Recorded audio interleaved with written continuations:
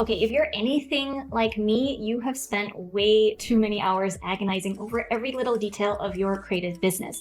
Today, I'm going to share with you how I finally broke free and how you really only need 20 minutes to do most of the things that your perfectionist brain is making out to be harder or more complicated than it needs to be.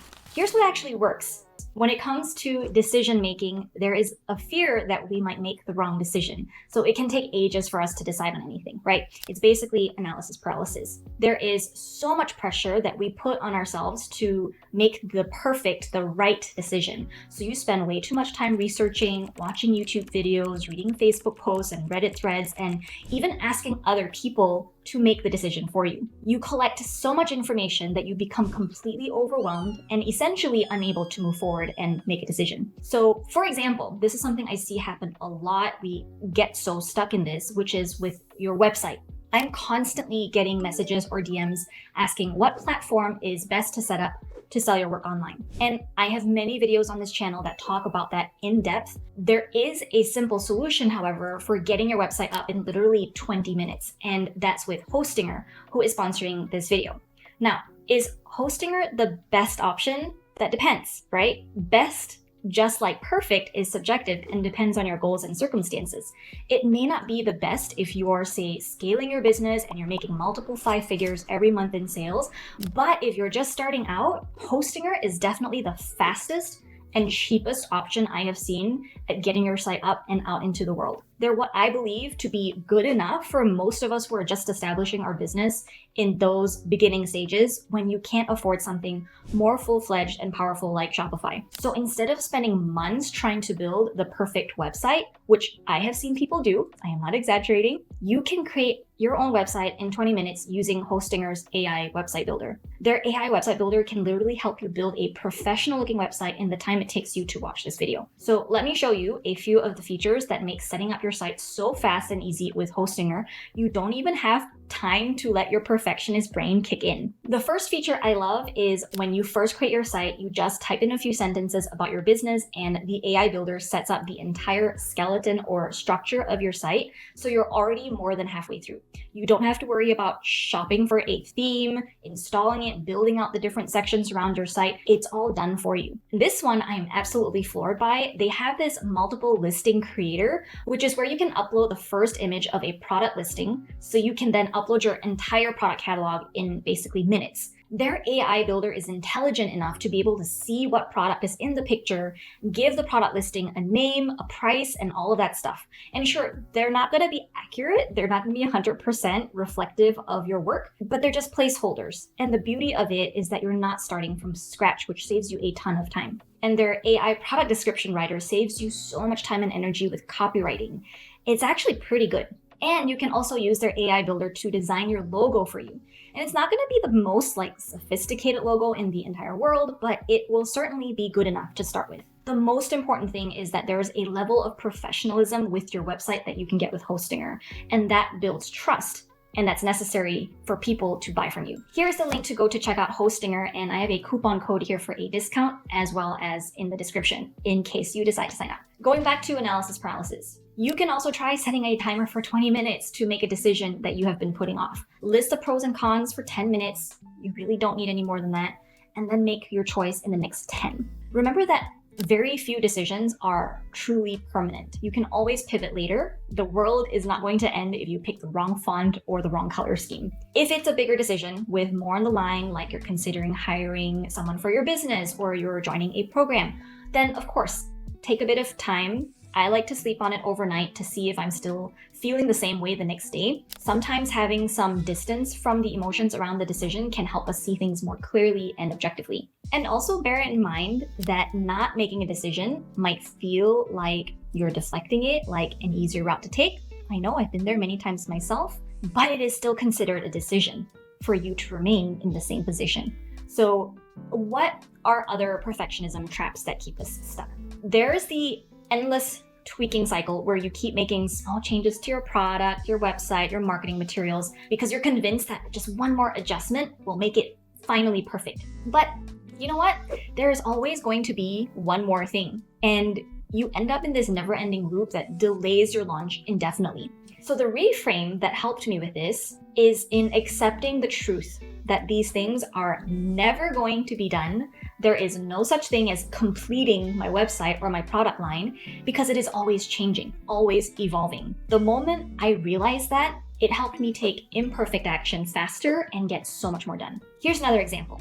For marketing, instead of aiming for the perfect social media post that you hope will go viral, where you're spending way too much time researching the perfect trending audio and obsessing over getting your hook right, why not just set a timer for 20 minutes, shoot the video or photo, and write the caption talking about your product and how it helps other people. 20 minutes is really all you need. That's it. Let your passion shine through. Allow yourself to nerd out. These days, authentic marketing always outperforms perfect marketing.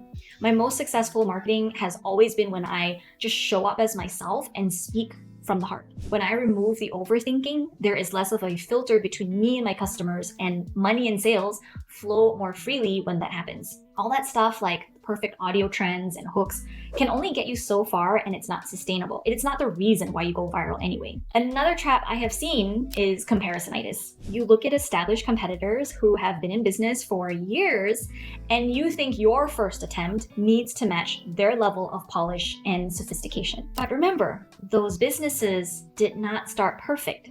They evolved over time, just like you will.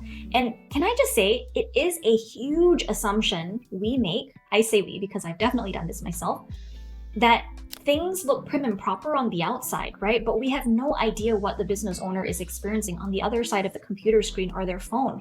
Their life might be falling apart. They might have a terrible lifestyle that you would hate to have, but maybe they enjoy it. They might have truly put in more blood, sweat, and tears than you did, and therefore deserve all the success they're having right now. So cut yourself and them some slack, okay? And here's another thing that I have seen myself and other makers do, and it is overthinking our packaging. At some point, someone said the unboxing experience is so important. It's even more important than the product itself. I think that's an exaggeration. Now that I have wisdom, having been in business for almost 2 decades now, it is important, but it is not more important than the product itself. So spend 20 minutes finding some simple, cost-effective options. Plain boxes, tissue paper, a simple thank you note are all you need to start. You don't need custom printed boxes or hang tags. You can upgrade as you make more money along the way. I wish someone had told me this when I was hemorrhaging money on fancy packaging that my customers honestly did not care much about. And there is that belief that someday you will feel completely ready. You tell yourself you will launch when everything is perfect, when your product line is complete, when your website is flawless, when you're done, when you have the perfect logo. But guess what? You'll never feel 100% ready, ever. I can promise you that. That perfect moment just doesn't exist. And if it does, it's very fleeting before our overthinking brain kicks in again. So why do we do this to ourselves? At its core, perfectionism is just fear. Perfectionism is there to protect ourselves from getting hurt, right? We don't want to give anyone a reason to say our work, or worse, we are bad or not worthy. It's people-pleasing at its core. When you strive for perfection, you're trying to control and manipulate how other people perceive you. You hide your authentic self, all the flaws, the bumps, the quirks that make you you, so people can't reject or hurt you, because if they do, that's when it really hurts, right? So in November of last year, my sweet, sweet dog, Pepper, my soul dog, died of a terrible, tragic coyote attack. And I had this profound realization going through that experience. The grief that I went through triggered my perfectionism to go into hyperdrive because the stakes suddenly felt so high with everything I did, from simple things like preparing a meal to more complex things like planning a vacation for my family. I felt like if I didn't make things perfect, there would be no tomorrow, no second chance to make it right, because everyone's gonna die tomorrow. That was my thinking. And that is essentially scarcity thinking. And it makes sense, right? I did lose my dog and I will never get her back. It makes total sense to have triggered that kind of response in my brain and body. And while that is a very real response to grief, it's not productive or healthy when you're trying to run a business. So you might be wondering what happens when you embrace imperfection. Because here's the irony. The more I embraced imperfection, which is easier said than done, the better my business performed. I have had so many launches or things I did in my business where I made mistakes. I sent out emails with the wrong subject line. I did that just last week. I set the wrong shipping prices. I said the wrong things. You name it, I have done it. One time, I even set my shipping fee to Canada, I'm in America, for $10,000 because of the postal strikes. And I wanted to prevent people from buying until after the strikes were over. But I forgot to change the price back to normal. And guess what happened? Someone still bought it at $10,000 shipping. Because the truth is, people are not paying that close attention to your mistakes and all the details the same way you are. People are just too busy paying attention to their own problems, right? What might look imperfect to you or what you deem to be only 80% is 100% to other people. And despite all these mistakes, I still made sales. Things still worked out. In fact, I found that the more imperfect I am, that's not a word, imperfect. The more imperfect I am, the more relatable I become. And that creates a better outcome, and the experience of the process is also more fun for me because I just get to be myself. Here's a simple challenge for you. Take a project you've been perfectionist about and ask yourself, what would this look like if it were easy? What does good enough look like? Then set a timer for 20 minutes and work on getting it to that good enough. Not perfect, just good enough to share with the world. The reality is we don't expect other people to operate at the level of perfectionism we expect from ourselves. So why do we hold ourselves to a different standard? Do we think we're better than everyone else? Good question, right? Or who bestowed upon us the responsibility of doing everything perfectly? It's just ego getting in the way. Launching imperfectly is always better than launching too late or never launching at all, because you've heard this before. Money loves speed, and perfectionism is the enemy of progress. Something I've noticed is that our relationship with perfectionism often extends beyond our work and into how we interact with other people, with the world. Think about how you respond when other people make mistakes or when things don't go as planned. Do you get upset when a flight is delayed? Do you lose patience when a server gets your order wrong? Or can you roll with it and understand that people are human and they make mistakes too? I have found that those of us who have perfectionism have very high standards, and that can be a strength as a business owner. It helps us create high quality products, but it's also a double-edged sword when it makes us rigid and unforgiving, both with other people and ourselves. And here's the interesting part I've been thinking a lot about. If you can forgive imperfection in other people, if you can see a mistake and think, they're just having a bad day or things happen, you're so much more likely to extend that same grace to yourself when you're less than perfect. The way we respond to other people's imperfections often mirrors how we handle our own.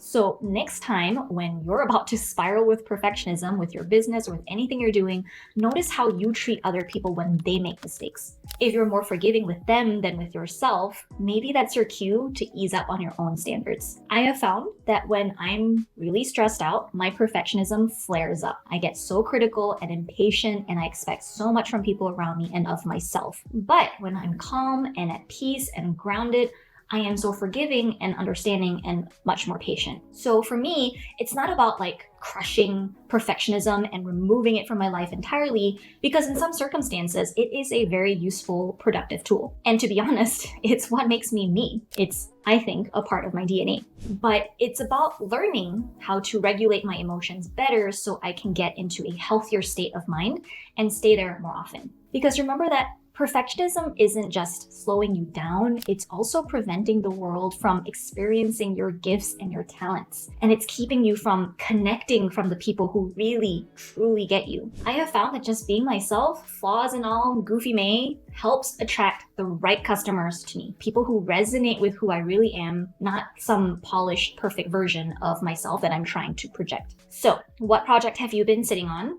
waiting until it's perfect? What could you launch in the next 20 minutes if you let go of perfectionism for just a few minutes? Remember, done is better than perfect.